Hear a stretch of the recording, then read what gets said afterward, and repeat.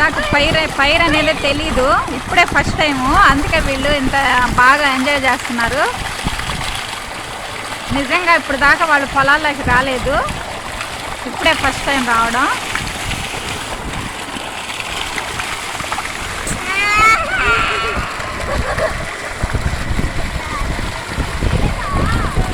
మనలో చాలామంది ఇలానే టౌన్లో ఉంటుండి అదే లైఫ్ అనుకుంటున్నాము.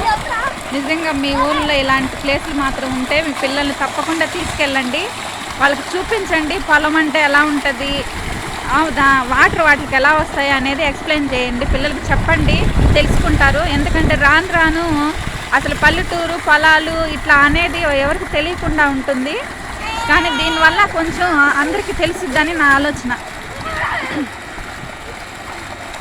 మనం తెలియకుండానే కొన్ని చాలా మిస్ అయిపోతూ ఉన్నాము.